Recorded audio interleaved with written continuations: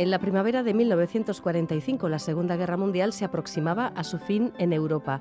Con un nuevo orden mundial en el horizonte dominado por las potencias vencedoras, todos los movimientos diplomáticos apuntaban a una rápida eliminación de los regímenes de Hitler y Mussolini y de sus satélites, entre ellos la dictadura de Franco, que pese a la calculada ambigüedad de su posición como no beligerante, había permanecido claramente alineado junto a Alemania.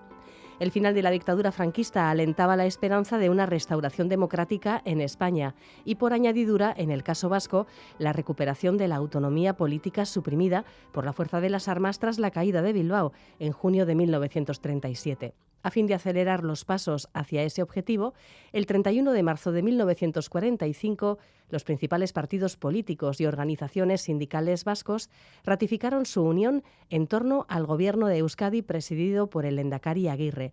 Fue el llamado Pacto de Bayona, del que se cumplen 80 años. Es el tema que tratamos con Juan Aguirre desde Eusko Ikaskuntza. Gabón, Juan. Gabón, Eva. Sí, este es el tema, un tema oportunísimo, puesto que se cumplen ahora mismo estos 80 años del Pacto de Bayona y tenemos la persona adecuada para analizarlo, que es Juan Carlos Jiménez de Aberasturi, doctor en Historia, socio de Eusko Ikaskuntza, gran especialista en la guerra civil y en la posguerra en el País Vasco, autor de numerosas investigaciones sobre aquel periodo, las más conocidas, las que tienen que ver con la famosa red de evasión Comet, a la que dedicó, por ejemplo, su libro Camino a la Libertad. También otros títulos como El Servicio del Extranjero, Historia del Servicio Vasco de Información, entre el 36 y el 43, o sobre las políticas vascas durante la Segunda Guerra Mundial, titulado De la derrota a la esperanza, también Iparralde bajo la ocupación nazi, 1940-1944, un profundo ensayo histórico sobre la ocupación en suelo vasco. Así que le saludamos, Gabón, Juan Carlos. Gabón. Sí, Gabón.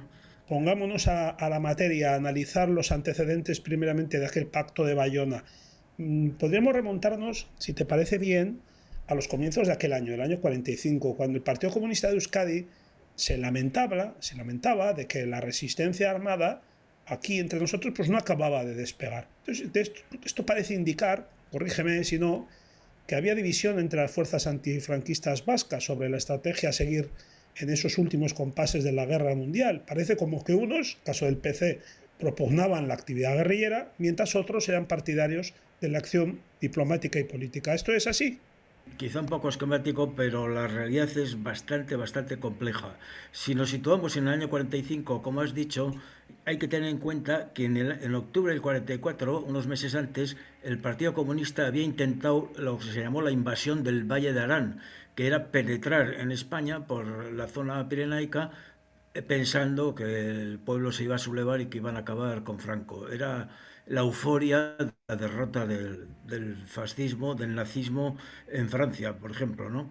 Porque Francia ya estaba liberada en gran parte, no toda, pero en gran parte ya desde agosto de 1944. La guerra mundial fue un hecho que afectó a todos los partidos, no solo a los vascos. Todos tuvieron que sufrir la influencia y la división. La división desde el punto de vista del espacio, algunos estaban en América, otros estaban en Francia y otros estaban en las cárceles o estaban en el interior. Esto dificultaba mucho la comunicación entre unos y otros para tomar decisiones políticas. Y luego las conclusiones a las que habían llegado cada partido por su cuenta, ya digo, muy divididos, muy poco comunicados, pues eran complejas, ¿no? Entonces, para lo que me dices de la división del exilio, pues existía realmente una división, bueno, si nos ceñimos al ámbito vasco, bastante importante. Cuando empezó el exilio, en el 39-40, el Partido Nacionalista Vasco se reunió en Meudon, en los afueras de París, era Euskadi Buru Batzar, no todos, pero bueno, la mayoría, y entonces ahí decidieron que la República se había acabado, que el Estatuto de Autonomía ya no tenía ningún sentido porque estaba incluido dentro de la República y que había que actuar de manera completamente independiente con las autoridades republicanas. Este mensaje, ya digo, con la gran dificultad de comunicaciones que había, lo recogió Irujo, que estaba en Londres. Allí formó el Consejo Nacional Vasco de Londres en el que adoptó estas medidas. O sea, nosotros no tenemos nada que ver con los republicanos ni con España, y esto nos da libertad para negociar con instancias o autoridades del extranjero que nos puedan permitir volver a Euskadi, pero de una manera más o menos independiente. Porque claro, entonces se pensaba que Hitler iba a invadir, iba a entrar en España y que con la ayuda de Franco iban a entrar en Gibraltar. Entonces pensaban que los aliados y sobre todo Gran Bretaña tendrían necesidad de cualquiera que les pudiese ayudar, y en concreto, por supuesto, con los vascos. Y este fue un poco el planteamiento al principio, esto es al principio, de Irujo en Londres y un poco del Partido Nacionalista, y luego Aguirre, cuando llega a América en el 41, que llega poco antes del ataque de Pearl Harbor, es decir, poco antes de que Estados Unidos entre en la guerra mundial, bueno, pues sigue con esos, un poco en la cabeza, con esos acuerdos que ha habido, pero allí pues se enfrenta con una realidad más compleja, ¿no? Tiene contactos con las autoridades americanas, empieza a desarrollar el Servicio Vasco de Información en Latinoamérica y en el interior, y luego entra un poco en el juego del restablecimiento de la República Española en el exilio,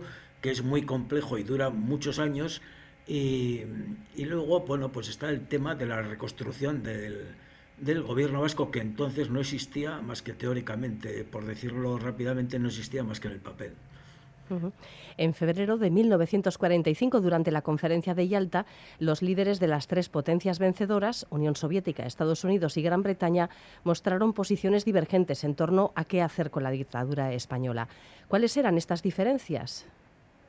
Bueno, estas diferencias eran, bueno, no solo en Yalta, luego posteriormente en Potsdam, luego también en San Francisco, cuando se crean las Naciones Unidas, siempre surge el mismo tema. Rusia pide que se destituya a Franco, Rusia, y apoyado por algunos países como Polonia, incluso México, que se destituya a Franco, que se haga un boicot activo, que se rompan relaciones con él y que se vaya realmente a su sustitución. Y ya digo, no solo en Yalta, sino también en Potsdam, en San Francisco, etcétera, etcétera, ¿no? Entonces, ¿cuál es el problema? Pues que Gran Bretaña y Estados Unidos no están por la labor, claramente. En estas conferencias hay claras condenas al franquismo, eso está claro, a nivel de declaraciones públicas se dice que no puede entrar en la fundación de las Naciones Unidas, y bueno, y que ha sido puesto en el poder por Hitler y por Mussolini, pero no se toman medidas realmente prácticas. Estas medidas solo las tomará Francia, que romperá las relaciones diplomáticas con Franco. Pero Inglaterra, Gran Bretaña y Estados Unidos pues van dando largas, siguen condenando, pero no toman ninguna medida práctica. Es decir, por ejemplo, tienen que plantear en el Consejo de Seguridad para que esto sea efectivo, porque el Consejo de Seguridad de las Naciones Unidas es el que puede decidir sobre este boicot o esta ofensiva contra el régimen. Entonces lo que hacen Gran Bretaña y Estados Unidos es crear un consejo asesor que no tiene ninguna efectividad, y ahí descargan el tema español, el tema de Franco, y ese consejo asesor puede asesorar, pero finalmente no le hace mucho caso, y esto crea desde luego un gran enfado e incluso de presión en toda la oposición antifranquista general, la republicana, la vasca y todos, y hace replantearse un poco la situación. Antes del Pacto de Bayona, primero en Nueva York, como nos has dicho, que estaba allí el Endacari Aguirre, empieza ya a definir lo que podría ser el futuro gobierno vasco reconstruido, el gobierno vasco en el exilio, pero encuentra rechazo de los partidos socialista, comunista y republicanos. ¿Por qué motivos? Bueno, esa es la clave un poco, ¿no?, de este Pacto de Bayona que todavía seguimos viviendo un poco, ¿no?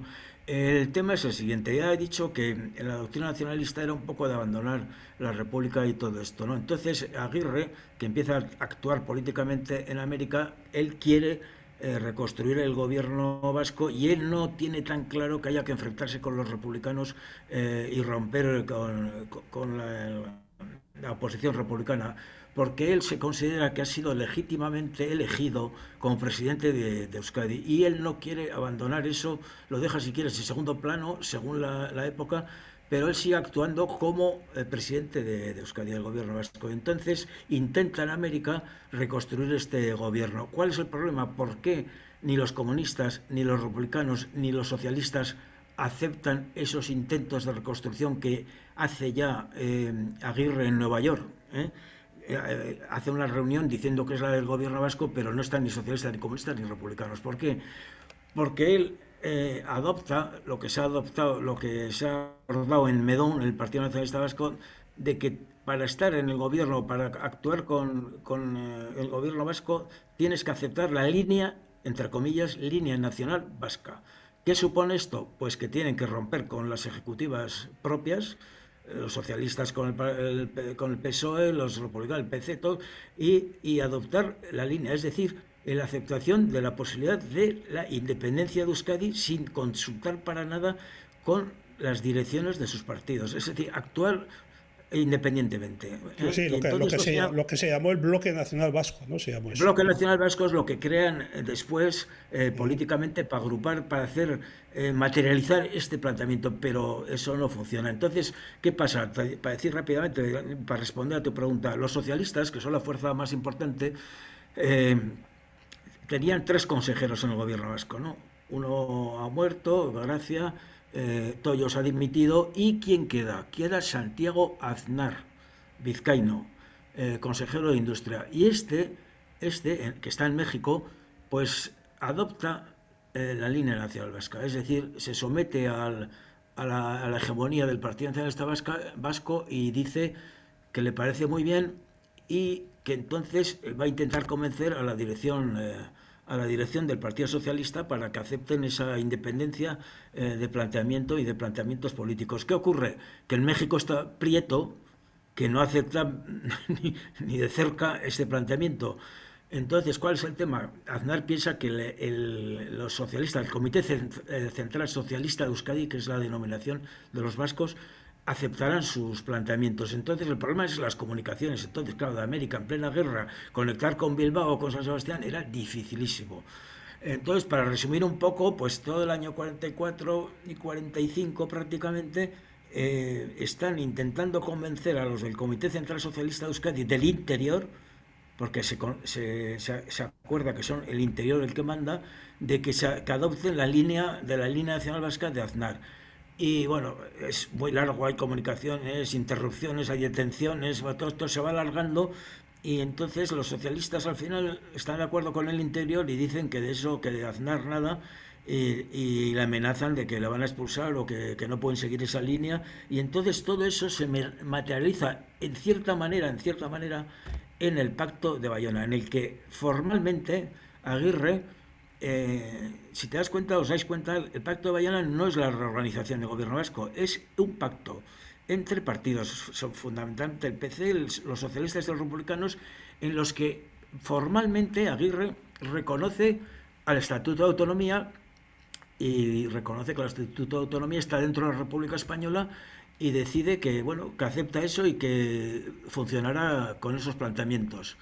Eso digo formalmente, porque cuando vuelve a Nueva York, vuelve otra vez a la línea nacional vasca, dice que va a reconstruir el gobierno vasco en el exilio, pero con los que acepten la línea nacional vasca. O sea, por eso digo que en el Pacto de Bayona formalmente lo acepta. Entonces hay reuniones cuando vuelve Aguirre, vuelve a conectar con los socialistas. En esa misma época los socialistas le dicen: hemos expulsado a Santiago Aznar, le hemos quitado del gobierno vasco, del partido, y si quieres aceptar, si quieres continuar con nosotros, tiene que ser con el Estatuto de Autonomía, que formalmente lo ha aceptado en el Pacto de Bayona, pero que realmente no lo acepta por las declaraciones que hace posteriormente.